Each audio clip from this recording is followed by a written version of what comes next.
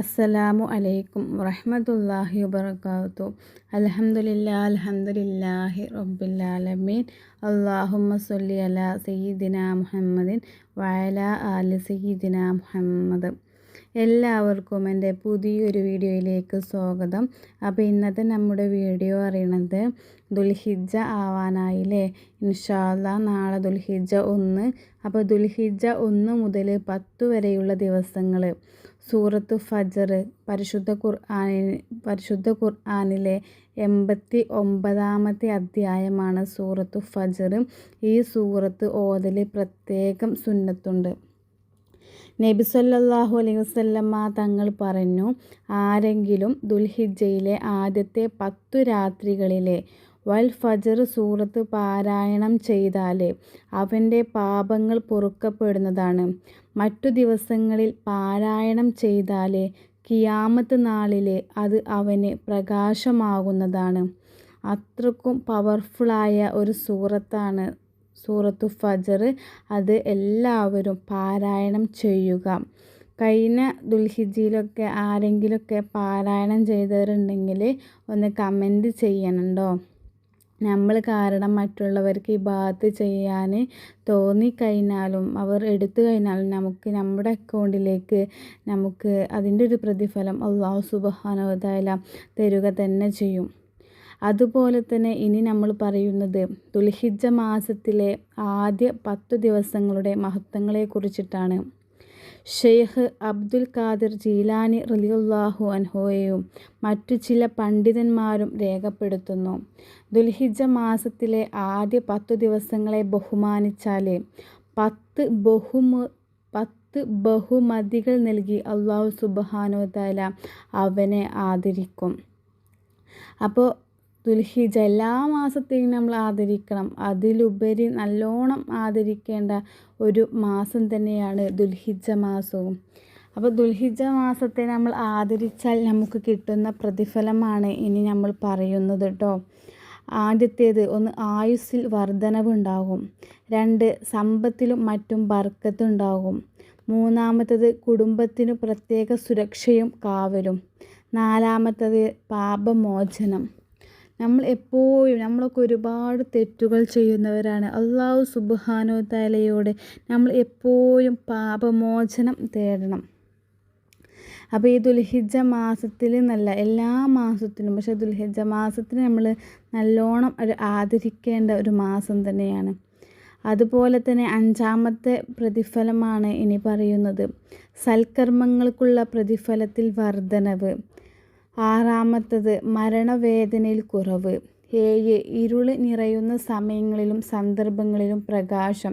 നമ്മൾ ഒരുപാട് പ്രയാസങ്ങളും ബുദ്ധിമുട്ടുകളും ഇടങ്ങേറൊക്കെ അനുഭവിച്ചു കൊണ്ടിരിക്കുന്ന സമയത്ത് നമ്മൾ ഈ മാസത്തെ നമ്മൾ ആദരിച്ചു കഴിഞ്ഞാൽ നമുക്ക് എന്താണോ നമ്മളൊരു ഇരുട്ടിലായി നമ്മൾ അങ്ങനെ അറിയില്ല, ഇരുട്ടായാണ് എനിക്ക് ഒന്നുമില്ലാത്തൊരവസ്ഥയാണ് അറിയില്ലേ, ആ സമയത്ത് നമുക്ക് പ്രകാശമുണ്ടാകും. 8-ാമത്തത് മീസാനാകുന്ന തുലാസിൽ നന്മ കൊണ്ടുള്ള ഭാരം. 9 വീഴ്ചകളിൽ നിന്നും മോചനം. 10 പദവിയിൽ ഉയർച്ച. അങ്ങനെ എല്ലാ കാര്യങ്ങളിലും നമുക്ക് എല്ലാ ഐശ്വര്യവും ബർക്കത്തും നിറഞ്ഞ മാസമാണ് ദുൽഹിജ്ജ. ആ ദുൽഹിജ്ജ മാസത്തെ നമ്മൾ നല്ലോണം ആദരിക്കേണ്ടതുണ്ട്. അപ്പോൾ ഇൻഷാ അല്ലാഹ് നാളെ തന്നെയാണ് ആ ദുൽഹിജ്ജ മാസം എന്ന് പറയുന്നത്. അപ്പോൾ ദുൽഹിജ്ജ മാസം നമ്മൾ ഇന്ന് കണ്ടു കഴിഞ്ഞാൽ കുറേ ദുആകളും ദിക്റുകളൊക്കെ ചൊല്ലേണ്ടതുണ്ട്. സൂറത്ത് മുൽക്ക് പാരായണം ചെയ്യാം. അതുപോലെ തന്നെ ആശംസകൾ നേരലും ആശംസ നേർന്നവരോട് മറുപടി പറയലൊക്കെ സുന്നത്താണ്. പിന്നെ ഞാൻ പ്രത്യേകം പറഞ്ഞല്ലോ സൂറത്ത് ഫജ്ർ പാരായണം ചെയ്യൽ, അത് വളരെയധികം ദുൽഹിജ്ജ മാസത്തിലെ ആദ്യ 10 ദിനങ്ങളിൽ സൂറത്ത് ഫജ്ർ പാരായണം ചെയ്യൽ പ്രത്യേകം സുന്നത്താണ്. ആ 10 ദിവസമെങ്കിലും സൂറത്ത് ഫജ്ർ പാരായണം ചെയ്യണം. പിന്നെ അതുപോലെ തന്നെ സ്വതക്ക ചെയ്യൽ, ദുൽഹിജ്ജയിലെ ആദ്യ 10 ദിവസങ്ങളിൽ സ്വതക്ക വർദ്ധിപ്പിക്കൽ പ്രത്യേകം സുന്നത്താണ്. സ്വതക്കകൾ ചെയ്യാൻ റമദാൻ കഴിഞ്ഞാൽ ഏറ്റവും ശ്രേഷ്ഠമായ ദിവസം എന്ന് പറയുന്നത്, ശ്രേഷ്ഠമായ മാസം എന്ന് പറയുന്നത് ദുൽഹിജ്ജ മാസമാണ്. അതുപോലെ തന്നെ നോമ്പ് പിടിക്കൽ, ദുൽഹിജ്ജ 1 മുതൽ 9 വരെ നോമ്പെടുക്കൽ പ്രത്യേകം പുണ്യമുള്ളതാണ്. ഈ ദിവസങ്ങളിലെ ഒരു നോമ്പ് ഒരു വർഷത്തെ നോമ്പിനു സമാനമാണ്. ഫർള് നോമ്പ് ഖളാ ഉള്ളവർ ഈ ദിവസങ്ങളിൽ നോമ്പെടുക്കുമ്പോൾ അതും കരുതിയ 2 കൂലിയും ലഭിക്കും. അതുപോലെ തന്നെ സൂറത്ത് ഇഖ്ലാസ് പാരായണം ചെയ്യൽ. ദുൽഹിജ്ജ 9 അറഫ ദിവസം സൂറത്ത് ഇഖ്ലാസ് 1000 തവണ ആരെങ്കിലും പാരായണം ചെയ്താൽ അവൻ ചോദിക്കുന്നത് മുഴുവനും നൽകപ്പെടുന്നതാണ് എന്നാണ്. അപ്പോൾ അത്രക്കും പവർഫുള്ളായ ഒരു മാസം തന്നെയാണെന്ന് ഇതിൽ നിന്ന് മനസ്സിലാക്കാൻ നമുക്ക് കഴിയും. അതുപോലെ തന്നെ തക്ബീർ ചൊല്ലൽ. ദുൽഹിജ്ജ 1 മുതൽ പെരുന്നാൾ ദിവസത്തിൻ്റെ മഗ്‌രിബ് വരെയുള്ള സമയങ്ങളിൽ ആട്, മാട്, ഒട്ടകം ഇവയിൽ ഏതെങ്കിലും ഒന്നിനെ കാണുകയോ അവയുടെ ശബ്ദം കേൾക്കുകയോ ചെയ്താൽ അല്ലാഹു അക്ബർ എന്ന് 1 തവണ ചൊല്ലൽ സുന്നത്താണ്. 3 തവണയെന്നും അഭിപ്രായമുണ്ട്. പല ഷെർവാനി, ഫതുഹുൽ മൊയ്ൻ അതിലൊക്കെ വ്യത്യസ്തങ്ങളായ അഭിപ്രായങ്ങളാണ്. അതായത് 1 തവണയും ചെല്ലാം 3 തവണയും ചെല്ലാം എന്നുള്ള അഭിപ്രായങ്ങളും ഉണ്ട് എന്ന്. നഖമുടി, രക്തം പോലത്തവ നീക്കാതിരിക്കൽ. ഉളിഹ്യത്ത് അറവ് നടത്താൻ ഉദ്ദേശിച്ചവർ ദുൽഹിജ്ജ 1 മുതൽ മൃഗത്തെ അറവ് നടത്തുന്നത് വരെ തൻ്റെ ശരീരത്തിലെ നഖം, മുടി പോലത്തവ നീക്കാതിരിക്കൽ പ്രത്യേകം സുന്നത്താണ്. നീക്കൽ കറാഹത്താണ്.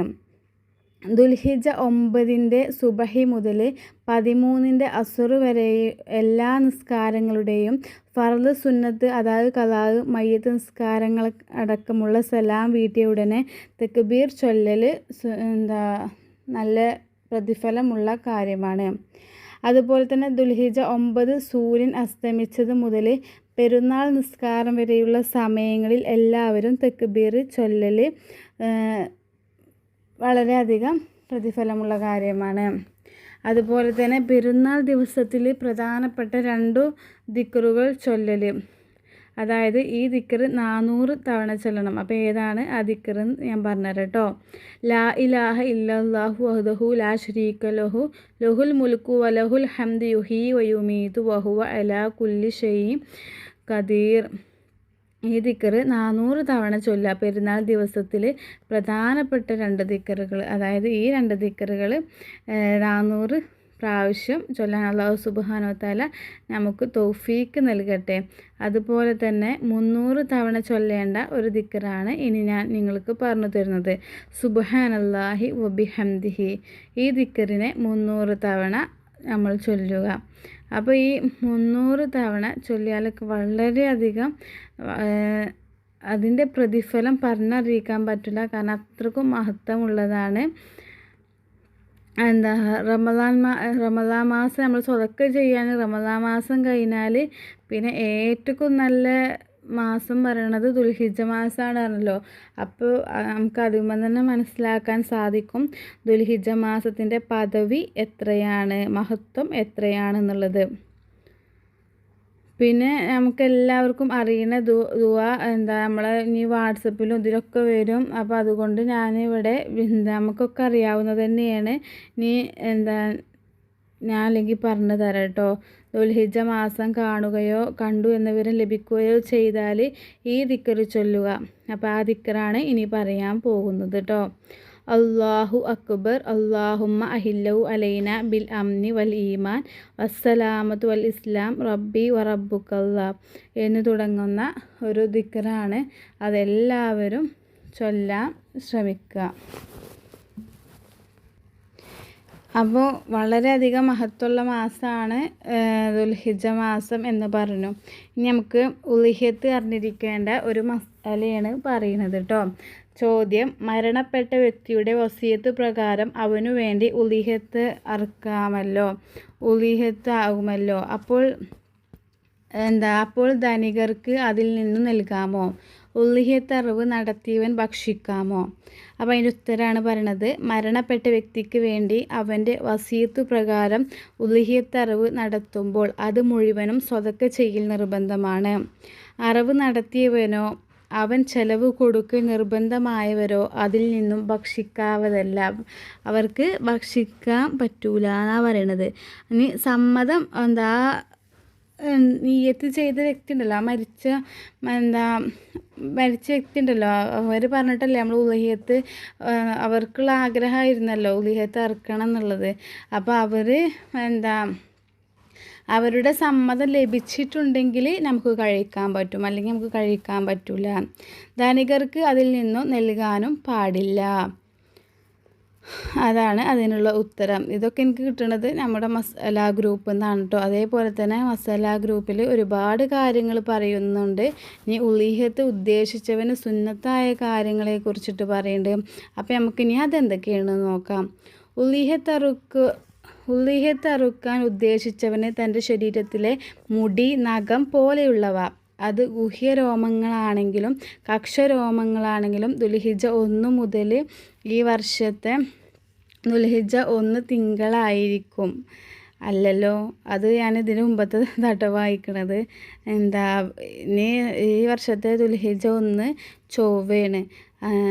അപ്പോൾ ഇത് വായിച്ചപ്പോഴാണ് എനിക്കിത് ശ്രദ്ധയിൽപ്പെട്ടത് കേട്ടോ. അപ്പോൾ ഇതിൻ്റെ മുമ്പ് വന്നതാണ്. അപ്പോൾ അന്ന് നമ്മൾ ഒരു ഊഹം നമ്മൾ പ്രതീക്ഷിച്ചിരുന്നത് തിങ്കളാഴ്ചയാണല്ലോ, അതായത് ഇന്നത്തെ ദിവസം. അപ്പോൾ ഇന്നല്ല, നാളെയാണ്. അപ്പോൾ ഉളിഹിയത്ത് കർമ്മം നിർവഹിക്കുന്നത് വരെ നീക്കാതിരിക്കലും അറവ് നടത്താൻ കഴിയുന്നവർ സ്വന്തമായി തന്നെ മൃഗത്തെ അറവ് നടത്തലും അല്ലെങ്കിൽ അവിടെ ഹാജരാവലും സുന്നത്താണ്. അപ്പോൾ കഴിയുന്നവരൊക്കെ അങ്ങനെ ചെയ്യാം. പിന്നെയും കുറേ കാര്യങ്ങൾ അതിനു മുമ്പ് വന്നതുണ്ട്. അപ്പോൾ ഇന്നത്തെ വീഡിയോ ഇത്ര തന്നെ ഉള്ളൂ. നിങ്ങൾക്ക് ഇഷ്ടപ്പെട്ടാൽ ലൈക്ക് ചെയ്യുക, ഷെയർ ചെയ്യുക, കമൻറ്റ് ചെയ്യുക, സബ്സ്ക്രൈബ് ചെയ്യുക. പുതിയൊരു വീഡിയോ ആയിട്ട് ഇനിയും കാണാം. അസ്സലാമു അലൈക്കും വറഹ്മത്തുള്ളാഹി വബറകാതുഹു.